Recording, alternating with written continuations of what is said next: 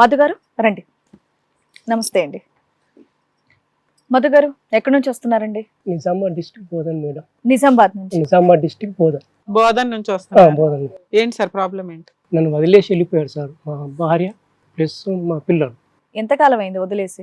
అంటే మేడం నేను 91లో మ్యారేజ్ అయింది మేడం. మీ వయసు ఎంత అండి ప్రస్తుతం? 51, 52 ఉంటుంది సార్. 52 ఇయర్స్. చెప్పండి. అయితే సార్ మేడం 91లో మ్యారేజ్ అయింది. 91లో జూన్లో మ్యారేజ్ అయింది సార్. మ్. 92 దాకా బాగుంది ఓకే. మేము మేడం. మ్. అప్పటి నుంచి ఏమైందంటే మా అమ్మతోని బాగుండేది. ఓకే. మా అమ్మతో బాగున్న తర్వాత ఏం చేసిందంటే మా భార్య మా రెండో తమ్ముడి మ్యారేజ్ అయింది సార్. మ్. సార్ మీరు చెప్తున్నది మీ ఆవిడ 1 ఇయరే బాగుంది, అంటే 91లో పెళ్ళయింది, 92 వరకు బాగుందండి అంటున్నారు. 92 వరకు అంటే బాగుంది, ఒక్క సంవత్సరమే హ్యాపీగా ఉంది మీకు. హ్యాపీగా ఉంది. ఆ తర్వాత నుంచి అత్తగారికి కోడలికి గొడవలు స్టార్ట్ అయినాయి. ఓకే చెప్పండి. అయితే గొడవలు ఎట్లా స్టార్ట్ అయినాయంటే మేడం మా అమ్మ ఏం చేసిందంటే మా చిన్న తమ్ముడు రెండో తమ్ముడికి మ్యారేజ్ అయిన తర్వాత మీరు ఎంతమంది మేము ముగ్గురం అన్నదమ్ములు. ఆడపిల్లలు ఉన్నారా? లేరు మేడం. లేరు, ముగ్గురు మగపిల్లలే మీ అమ్మ వాళ్ళకి. ఓకే. అయితే మ్యారేజ్ అయింది సార్. మ్యారేజ్ అయినాక మరి రెండో తమ్ముడు మ్యారేజ్ అయిపోయింది, ఇంటికి అక్కడ అయిపోయింది. అయిపోయిన తర్వాత ఒకరు సత్యనవ్రతం అయిపోయింది, ఇంటికి వెళ్ళిపోయారు. మ్. మా భార్య ఇక్కడ ఉంది పెళ్లి. నేనేమో ఆర్ఎంపీ ప్రాక్టీస్ చేసేవాడిని సార్ మేడం. మీరు ఆర్ఎంపీ ప్రాక్టీషనర్ అండి ఇప్పటికి కూడా? ఇప్పుడు లేదు సార్, నేను తర్వాత ఫైనల్స్గా సెట్ అయ్యాను సార్. అయితే ప్రాక్టీస్ చేస్తూ మళ్ళీ సైకిల్ మీద వచ్చేవాడిని సార్. బండి లేకుంటే సైకిల్ మీద వచ్చేవాడిని. మ్. వచ్చిన తర్వాత మా అమ్మ ఏం చేసిందంటే నాకు అప్పటికి తెలియదు. మ్. మా చిన్న ఉన్నప్పుడు మా నాన్న చనిపోయాడు. చనిపోతే మా అమ్మ ఏం చేసిందంటే ఒక అతన్ని పరిచయం చేయించింది మా భార్య. ఆ? పరిచయం చేస్తే ఇంక మా అమ్మాయి అవుతాడు నీకు అని అనగానే మా భార్య షాక్ అయింది. ఏంటి సార్ మీరు అర్థం అర్థం కాల? అర్థం మీరు మీ అత్త మీ అమ్మగారు మీ ఆవిడకు ఒక వ్యక్తిని పరిచయం పరిచయం చేసింది. చేసింది. ఆ వ్యక్తి ఎవరు, ఎందుకు పరిచయం చేసింది? అంటే మేడం అతను సంథింగ్ ఉండే మా అమ్మకు. మా నాన్న చిన్న ఉన్నప్పుడు చనిపోయింది. ఆహా, మీ అమ్మకు ఒక అక్రమ సంబంధం ఉంది. ఆ వ్యక్తిని మీ అనొద్దు కానీ మేడం. అదే మీరు చెప్పిన విధానం ప్రకారం అంటే మా వాళ్ళకి మాకు అర్థం అవ్వాలి కదా సార్ క్లారిటీగా. సో ఆయన్ని మీ వైఫ్ కి అంటగట్టడానికి చూసింది. లేదు మేడం, పరిచయం పరిచయం చేయించింది. చేసింది. మామగారు అని మామగారు అవుతారు అని. ఓకే. అప్పటి వరకు మా భార్యకు కానీ ఏం తెలియదు. ఒక వ్యక్తి ఉన్నాడు మామగారి క్యారెక్టర్ లో అనేది తెలియదు. తెలియదు, మీకు కూడా తెలియదుగా? నాకు తెలుసు మేడం. తెలుసా? మీ వయసు ఎంత సార్? గొడవలైనాయి. గురుగారు మీ వయసు ఎంత? నా వయసు 52 ఉంటాయి. పెళ్ళైన టైం పెళ్ళైన టైంకి ఎంత? 97 19 ఉంటాయి. 19-20 years. 19 సంవత్సరాలు. ఆవిడకి ఎంత? మీ భార్యకి 15 సంవత్సరాలు. 15 సంవత్సరాలు. ఆ అమ్మాయిని వేరే వ్యక్తికి అదే మీ మామగారు అమ్మ అని పరిచయం చేసింది. ఓకే. రైట్. అయితే అప్పుడు కూడా నాకు చెప్పలేదు మా భార్య. ఆ, చిన్నగా ఉన్నప్పటి నుంచి పైసా మీద పట్టున సంపాదించాలని ఓకే. కట్టుబట్టల మీద బయటకు వెళ్ళిపోయాను సార్. వెళ్ళిపోయి అంటే మా అమ్మది కూడా నాకు నచ్చేది కాదు. నేను అమ్మ వ్యవహారం నచ్చక బయటకు వచ్చారు. మీ కాళ్ళ మీద మీరు నిలబెట్టడానికి ట్రై చేశారు. ట్రై చేసి ఎనో ఫైబర్ లిమిటెడ్ ఫ్యాక్టరీ ఉంటుంది, ఆ, అందులో జాయిన్ అయినా ఆ, ఎంప్లాయీగా. జాయిన్ అయ్యి అందులో కూడా పెద్ద ఎంప్లాయ్మెంట్ పెద్ద ఉండదని, డెవలప్మెంట్ ఉండదని వెళ్ళిపోయి అందులో 1 సంవత్సరం చేశాను మేడం. ఆ. అది కూడా 400-500 ఇస్తున్నారు, మనం ఏం డెవలప్ అవుతామని. నాకు అయితే ఆ క్లెయిమ్ చేసి ఒక లింగారెడ్డి బావని పరిచయం అయింది. ఉమ్. మధు మరి ఏం చేస్తావు, ఖాళీగా ఉంటే నా దగ్గర ప్రాక్టీస్ చేసుకో. అతను ఆర్ఎంపీ అండి?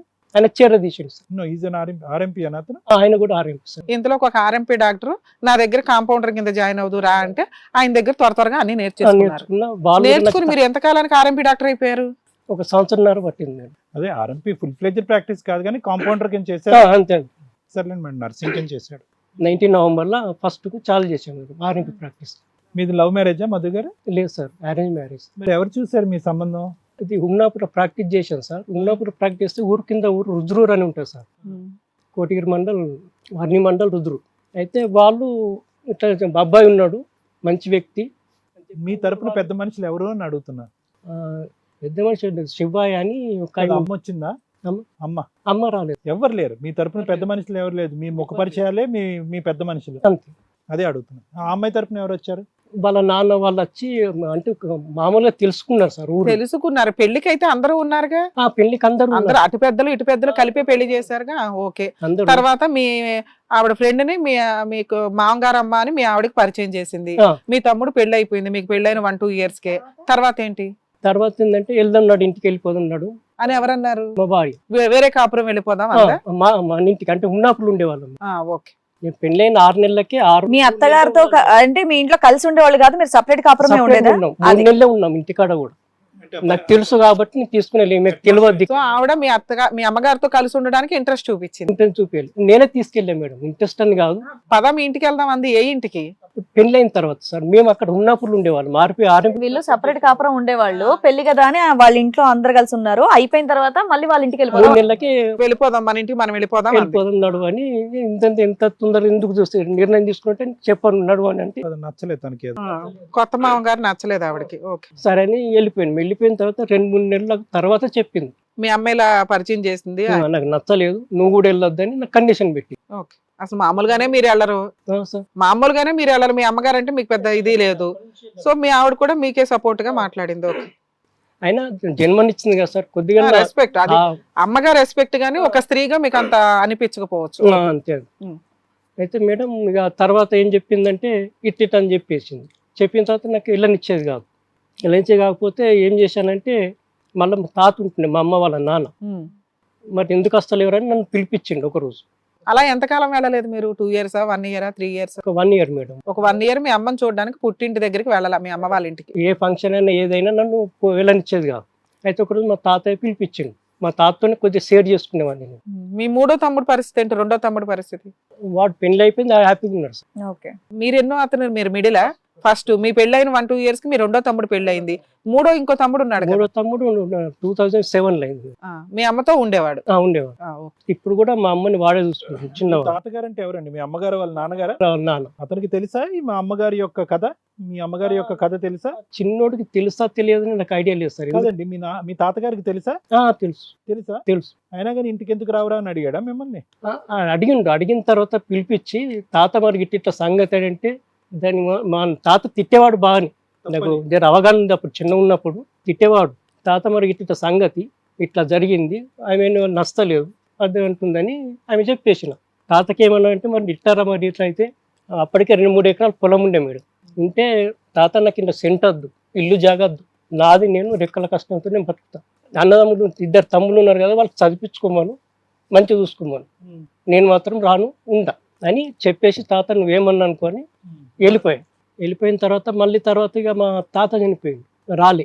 మళ్ళీ తర్వాత మా తాత వాళ్ళ భార్య మా అమ్మమ్మ ఆమె చనిపోయింది, రాలేదంటే మీరు వెళ్ళలేదా? నేను వెళ్ళిన మేడం. మీ వైఫ్ రాలేదు? మా వైఫ్ రాలేదు, రమ్మంటే కూడా రాలేదు. పెద్ద కార్యాలకు కూడా రాలేదు? అది కాదు సరిత ప్లీజే నేను బతిలాన్ని కూడా రాలేదు. పద్ధతి కాదు. మీకు పిల్లలు పుట్టారా పుట్టలేదా? అప్పటికి ఫస్ట్ అబ్బాయి పుట్టాడు. అయితే రాలేదు, ప్లీజ్ అని కూడా బతిలాన్ని రాలే. నేను చేస్తుంటే నాకు ఫిజికల్ గా దూరం పెట్టేది, 15 రోజులు, నెల రోజులు ఇలా దూరం పెట్టేది. ఎందుకు రావట్లేదు అని చెప్పింది ఆవిడ అప్పటికైనా? ఏంటి ఆవిడకి అంత బాధ కలిగించే అంశం ఏంటి? చెప్పిన తర్వాత నా తాతకి చెప్పి. ఆవిడ క్యారెక్టర్, అమ్మ క్యారెక్టర్ ఆవిడకి నచ్చలేదు. అమ్మ క్యారెక్టర్ నచ్చకపోవటం ఒక్కటేనా? ఒకటి. లేదంటే ఆ పెద్ద మనిషి ఈవిడతో ఏమైనా తప్పుగా? క్యారెక్టర్ ఒకటి నచ్చకపోవడం, అది ఒకటి. అది కూడా మా అమ్మ అంతా ఇదేం కాదు సార్, ఒక్కళ్ళతో సహజీవనము. అది 1కి 10 సార్లు మీరు చెప్పక్కర్లేదు. మేడం గారు ఇందాక అన్నట్టుగా తల్లిగా మీరు ఆవిడంటే మీకు గౌరవం ఉంది. ఒక స్త్రీగా ఆవిడ వేసినటువంటి అడుగు మీకు నచ్చలేదు, మీ భార్యకి అసలు నచ్చలేదు. సరే, అది వేరే విషయం. మీరు ఎన్ని సందర్భాల్లో అడిగినా కూడా ఆవిడ సహకరించలేదు, రాలేదు.